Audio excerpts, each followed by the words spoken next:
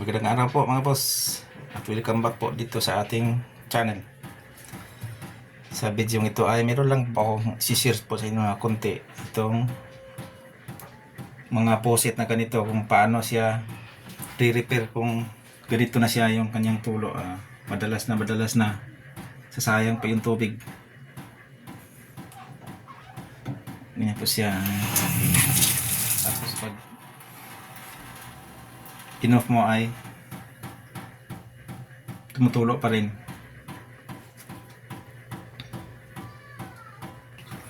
Actually ay pwede mo naman siyang hugutin dito sa, pero iba-iba yung klase ng ganito, pero mayroon siya talagang bukasan. Yung ganitong mga stainless na faucet. Mga ganito, ito, pwede mo tanggalin to, tapos sa ilalim mayroon diyang butas, tapos mayroong alin, tapos matanggal na po itong kanyang pinaka-handle. Na tanggal ko na po ito mga boss, at na po yung kanyang sa loob. Pwede mo naman higpitan yan dito, ipit mo ng vice grip or ang adjustable wrench, pwede kung kaya pa siyang mahigpitan. Pero sa ganito na sitwasyon po ay maglalagay na po ako ng extra na guma para siya para hindi na po siya tutulo, kasi yung kaniyang parang switch sa ilalim ng daanan ng tubig ay ninipis na po siya, luwang na po mga boss. Hindi na po siya kayang higpitan, tutulo pa rin. Pati na itong para sa shower na ito yung para sa shower, ito yung para sa dito sa ito yung para sa ano na po yung shower. Tumutulo po siya mga boss, ganyan po. Kahit na may na siya, off mo na, tumutulo pa rin. Ito hindi pa naman po ito nasira. Ito po yung tumutulo yung sa shower. Isama na rin po ito mga boss. Saka ito yung malala. Yan. Pero sa ngayon ay tatanggalin ko muna itong buong mga assembly para doon sa maayos na din doon sa lamisa, doon po natin ipupwesto mga boss. Saka i-compare po natin doon sa luma, kasi yung luma, yung ganito po niya ay hindi na po siya buksan kasi nagre-react na po yung metal po. Lalo na pag brass po, yung ganito made of brass, tapos dito stainless, ay dumidikit na po siya ng husto at hindi na po siya pwede mabuksan mga boss. Kasi anong pihit, hindi na rin po siya mabuksan. Pero ito bago-bago pa ay pwede pa. Pero una sa lahat ay dapat may git valve para off muna yung tubig, para pag tanggal natin dito ay walang tubig na masasayang mga boss. Sandali lang at off muna natin yung pinaka git valve.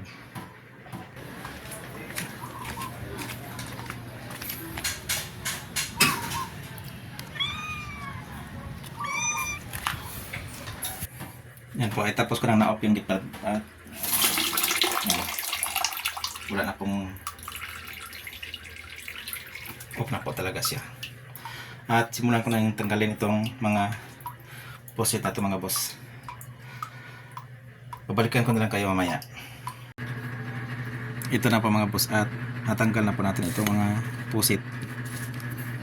Itong luma ay kukumpare lang po natin, kasi itong ito yung talaga yung repair po natin. Yung dito ay buksan mo lang itong takip, tapos makita na po na mayroon siyang butas, tapos makita po na yung mayroon siyang alin doon sa loob. Yun po yung naghihigpit dito para hindi po siya matanggal mga boss. Dito naman sa isa ay iba po siya. dito sa kanyang hawakan ay ikot po siya, ikutin. Tapos sa loob naman yung alin po niya mga boss. Sa andyan po sa gamit alin ng butas. Higpitan lang po ay luwagan, tapos ganyan. Tatanggal na po siya mga boss. At ang kaibahan po nitong luma saka itong bago ay hindi pa naman ito bago, pero medyo bago-bago pa siya kaysa dito. Ito yung mga standby na po siya ng matagal-tagal. Ito ay kaya pa po siya matanggal. Ito ay pinukpok ko na po to. Nagre-react na po yung metal din sa loob, yung brass, tapos ito yung stainless. Kumapit na po siya ng gusto at hindi na po siya kaya matanggal mga boss. Kaya hindi na po siya pwede ma-repair kasi mahirap na niya siya matanggal. Kahit binuhusan ko pa siya nilagay pa siya ng penetrating oil ay ayaw pa din. Ito ay okay pa to mga boss. Ngayon ay yung kanyang loob ay pakita natin. Ito po ay yung sa loob niya mga boss. Yan po, tinanggal ko na dyan. Meron siyang ganyan. Ayan po ay nakasara. Pag ikot mo, yung dalawang triangle na yan ay magbubukas po siya. Yan po ay inikot ko na at bubukas po siya. At saka ito yung kanyang rubber na nilagay dito. Pinasok siya dito para maging ano siya, yung mahigpit dito sa kanyang dalawang piraso po to. Labas ko itong ganito. Yung mga dalawang pisa lang po yung nasa loob. Ito po ay nag-overlap siya. Ganyan po para bukas, sarado. Saka sarado yan. Tapos ito po yung naghihigpit niya para mahigpit po siya ng masyado at hindi po matutulo yung tubig. Ngayon ay kahit anong higpit niya, kahit dahil ito ay na ano na siya, naging manipis na po siya, saka kiskis dito, kiskisan po silang dalawa itong rubber ay hindi na po niya kayang higpitan, kaya gumawa po ako ng extra na rubber na pangdagdag po dito na bilog din. Yung ginawa ko ay ano lang siya, kasi DIY lang po ito mga boss. Yung interior po ng motor, naggupit lang po ako ng bilog, tapos ganyan. Ganyan po yung itsura niya. Binutasan ko sa gitna, tapos pinasok ko dito una, tapos bago itong color orange. Kita ko sa mga boss. Saka pagpapasok nitong ganito mga boss, ay meron naman siyang slot dito para sakto dyan sa loob, dito sa yun po yung nag-drive ng kanyang paikot. Saka ito meron din siyang ano dito sa gilid na sakto dito sa may slot din dito sa dalawang gilid para hindi po siya magkabaliktad mga boss.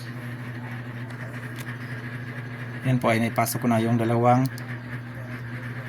element din sa loob. Ayan, may slot din siya dyan. Eksakto po sa kanya para yung mag-hold po sa kanya para hindi siya iikot na sabay nung nasa ilalim. Tapos susunod ko itong rubber na ginawa ko mga boss. Pagkatapos ito yung kanyang yung rubber na kanyang kasama. Ayan. Tapos higpitan na po dyan, ilagay dyan. Ito na po siya mga boss, at naipalik ko na yung kanyang mga lahat ng ito na higpitan ko na itong nasa ilalim na alin. Gamit po nito ay nahigpit ko na, tapos naibalik ko na itong kanyang handle. Ito po ay okay na po ito mga boss. Subukan natin ito mamaya pag isasama pa natin ito. Itong isa naman ay yung kanyang ito yung para sa shower, ito yung para sa dito na po siya ay okay. Ang problema dito ay lumulusot po sa gilid itong kanyang ito po, yung kanyang strainer ay nagbarado na po mga boss, kaya hindi po siya makadaloy ng maayos yung tubig. Ito po yung kanyang mga strainer. Ito dito ay nagbara po yung mga, meron siya mga parang mga metal na debris, nagbabara po dito, kaya sinusundot ko ng karayom. Malinis na po siya mga boss at babalik ko dyan. Tapos ito yung buksan natin na po mga boss, at naibalik ko na itong kanyang strainer. Okay na po to, ito na lang yung buksan po natin.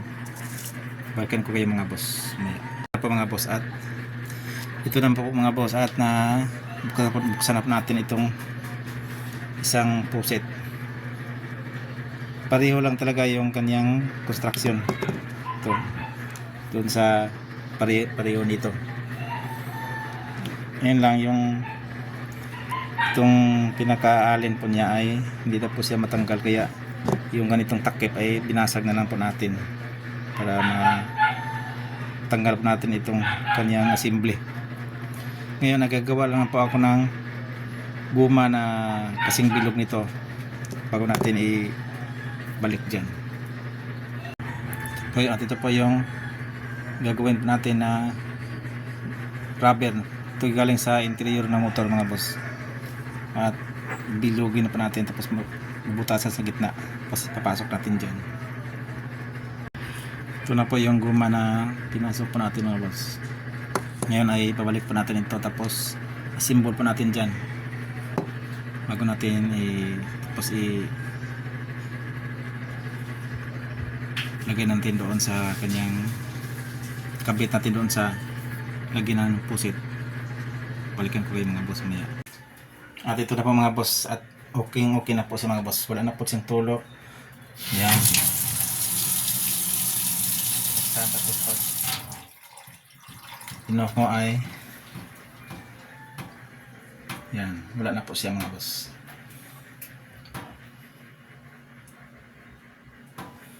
Pati itong itong dilinis natin, itong strainer ay okay siya. Maganda na po yung kanyang tubig. Ayan. Dati dito siya lumulusot kasi barado. Tapos itong sa shower naman ay yan po.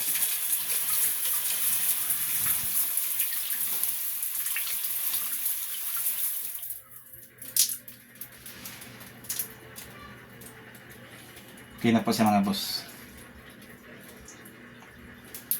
At hanggang dito na lang po itong sinisir po ko po sa inyo itong vlog po natin, at